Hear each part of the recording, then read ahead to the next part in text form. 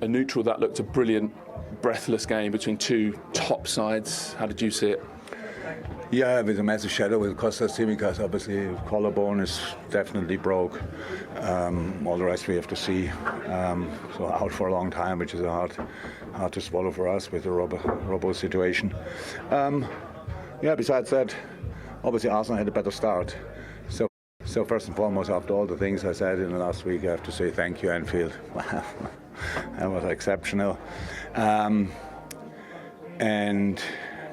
they had a better start. They had started, I think, with a corner, if I'm right, then the free kick. They do that really well, but we could have done slightly better. It was close, so it was probably nearly offside and onside. That's fine. Scores that ball. But after that, we found really a way into the game, and then we were there. And after half-time, we should have scored. If we would have won with that, I don't know, but we should have scored there because we had the moments. The high press was exceptional. They are really good. They're really confident. But in that moment, in these 10, 15, 20 minutes, we had them. We shattered them slightly, like in the system. They felt the system a bit shaky, and that we should have used that. And that's our quality Arsenal again. We lost a bit control because you open one space and they are ready to go. And I respect that a lot. And in the end, it's 1-1. It's quite more than before against a really strong side.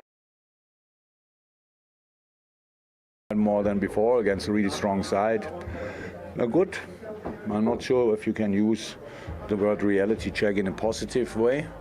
Like say, okay, if we were not 100% sure where we should be in this table, then now we know that's the area we belong to, and now we have to go from here.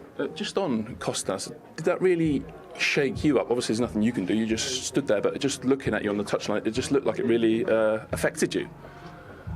Of course, I thought it's not a real problem. And he said, no, it's broken. And of course, that's not cool when it's directly in front of you and you're kind of involved. I was not even sure if I fell on him or how it happened. These things should not happen.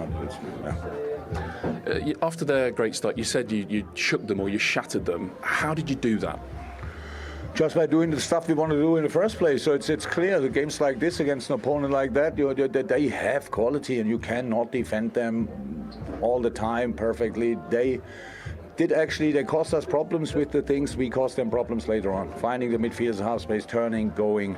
We were calmer in the build-up because we started then when we got in the game, it was super intense. And we knew we cannot play a game like this for 95 minutes, so we had to mix it up. And a moment when we then started really playing and were calm, and then all of a sudden we found Curtis or Dom in between the lines completely free. We could turn. There should have been a chance already before half time, and Curtis was going with the ball and then he shoots instead of that moment pass the ball maybe to Mo. But the goal we scored was absolutely exceptional. What a pass, my God, what a finish, absolutely exceptional. And I think we would have deserved a second goal. How I said, we don't know how the game will then end, but and they didn't give up. I have to say, until last second there was nothing.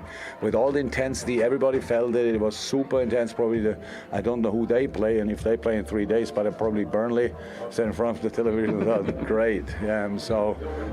It's just tough game, good game, in moments spectacular. That's it. You said reality check earlier. What did you mean by that? Because going toe-to-toe with another top team, that would give you, as a performance, encouragement today? Yeah, absolutely. So you have to make steps with the football team in development, and that today was really, really good against the top side. We didn't play bad against Man City, for example, but it was not as good as today. And so that's important that in these moments that you show up. We have to show up in all the games. So now we have obviously massive problems. Players will not come back quick enough, and we have to go again and all these kind of things. But anyway, for us tonight, it was absolutely exceptional, and I love it. I love the performance. I love so many things about it. But of course, when you have the opponent where we had them early in the second half, then you want to score in these moments. Seen the Odegaard handball? Yeah.